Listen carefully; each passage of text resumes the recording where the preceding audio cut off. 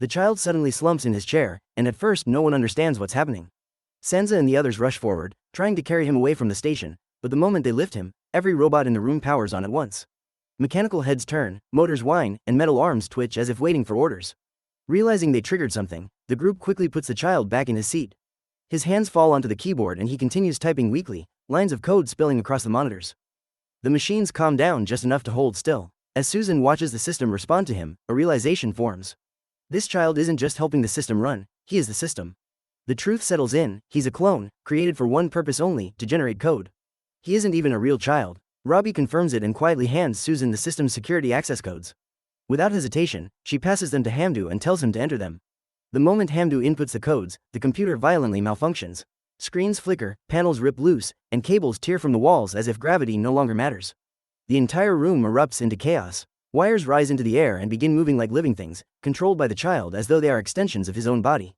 They lash across the room, grabbing Hamdu and Sansa and throwing them violently against the walls before binding them in cables to keep them away from the central machine. In the struggle, Hamdu's knife slips from his belt and clatters across the floor. A small maintenance robot notices it, rolls over, picks it up, and without hesitation drives the blade straight into Hamdu's chest. The storm of wires grows into a spinning tornado around the child as Hamdu collapses, barely conscious. He knows he's dying. With shaking hands he reaches for the small device in his pocket, the time button he has already pressed 117 times before. He raises his thumb, ready to reset everything again. Before he can press it, the door opens and Ingrid walks back into the room. Despite the chaos, she pushes forward, somehow forcing her way through the network interference surrounding the child. She grabs the USB drive and walks straight toward the tornado of wires. As she reaches for the connection port on the machine, everything suddenly stops. The world shifts, and Ingrid finds herself somewhere else, a quiet empty space where the child sits across from her calmly. He tells her she is pregnant. She immediately rejects the idea, but the child explains that Hamdu is actually her son from the future. That is why, across all 117 timelines, Hamdu never once chose her for the mission. He could never knowingly place his own mother in danger. The child explains that what he has built is better than the natural world, a system where no one suffers and no one is left behind. He promises to give Hamdu his favorite thing, sunlight, and begins showing Ingrid memories of Hamdu as a little boy. Moments from a future she has not yet lived. He waits for the emotions to stop her, believing she will give up.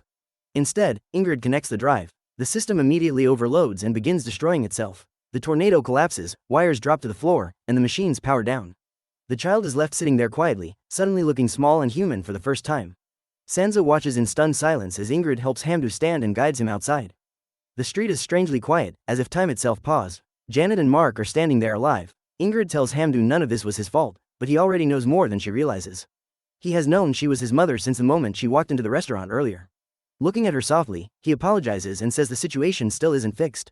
Then he presses the button and disappears again. Moments later Tim runs up to Ingrid, apologizing frantically, but she barely listens.